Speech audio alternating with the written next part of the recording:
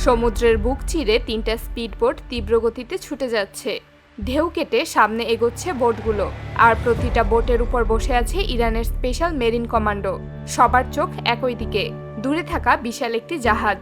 Control room থেকে পরিষ্কার নির্দেশ এসেছে যেভাবেই হোক জাহাজটাকে আটকাতে হবে। সময় নষ্ট করার কোনো সুযোগ নেই। প্রতি সেকেন্ডে পরিস্থিতি আরও জটিল হয়ে উঠছে।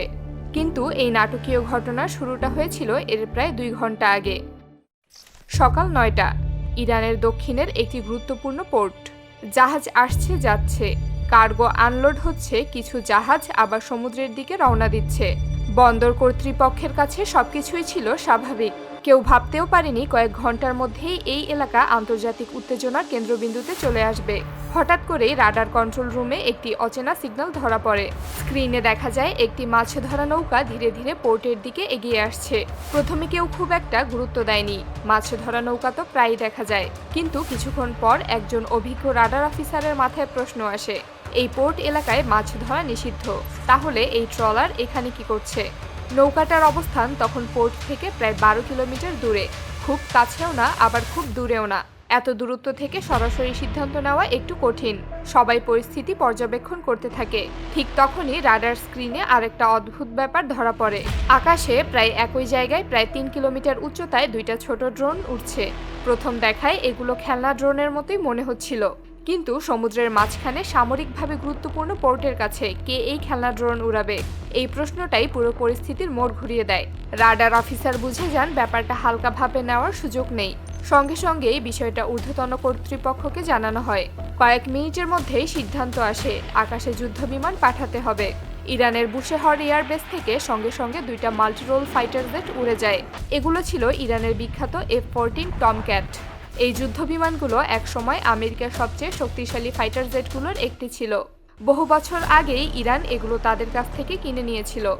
F-14 টমক্যাট মূলত সবথেকে বেশি দূরত্বে গিয়ে যুদ্ধ করে আবার ফিরে আসার জন্য তৈরি করা হয়েছে। এই জেট ঘন্টায় প্রায় 2400 কিলোমিটার গতিতে উড়তে পারে। একসাথে কয়েক টন ওজনের মিসাইল বহন করতে সক্ষম। এর সবচেয়ে বড় শক্তি হলো শক্তিশালী রাডার সিস্টেম, যা 17 কিলোমিটার দূর থেকে একাধিক টার্গেট শনাক্ত করতে পারত।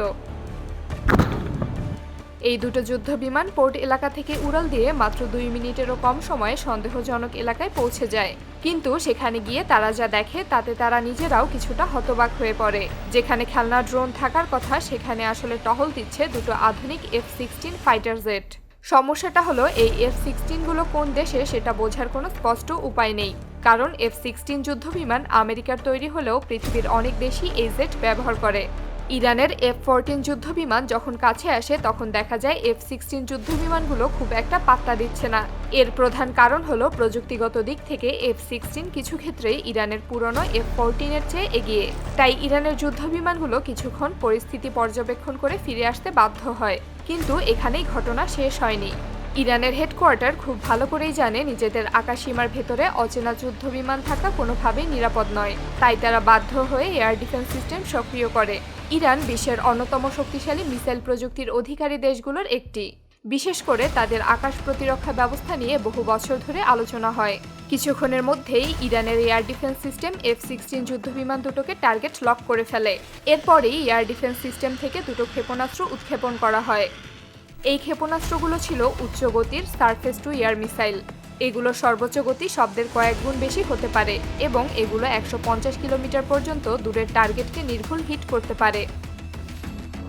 অন্যদিকে F-16 যুদ্ধবিমানে থাকা আধুনিক রাডার সিস্টেম প্রায় 40 কিলোমিটার দূর থেকেই শত্রু মিসাইল বা যুদ্ধবিমান শনাক্ত করতে পারে। ইরানের মিসাইল লঞ্চ হওয়ার সঙ্গে সঙ্গেই F-16 পাইলটরা তা বুঝতে পারে। এক মুহূর্তও দেরি না করে তারা আন্তর্জাতিক আকাশসীমার দিকে দ্রুত সরে যেতে শুরু করে। ইরানের মিসাইলগুলো টার্গেট লক করে কিছু দূর পর্যন্ত পিছু নেয়। এদিকে সমুদ্রে থাকা সন্দেহজনক যুদ্ধ জাহাজও বুঝে যায় পরিস্থিতি এখন আর স্বাভাবিক নেই। তাই জাহাজটি সর্বোচ্চ গতিতে আন্তর্জাতিক জলসীমার দিকে ছুটতে শুরু করে।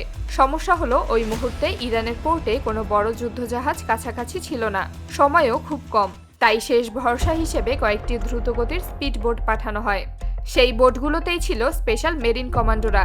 তারা জানতো দূরত্ব বেশি নয়, যদি দ্রুত ব্যবস্থা নেওয়া যায় তাহলে জাহাজটাকে থামানো সম্ভব। কিন্তু কয়েক মিনিটের ব্যবধানেই জাহাজটি আন্তর্জাতিক জলসীমার বাইরে চলে যায়। এই পুরো ঘটনায় ইরান খুব ঠান্ডা মাথায় পরিস্থিতি সামলেছে। তারা চাইলে সহজেই আরও কঠোর ব্যবস্থা নিতে পারত।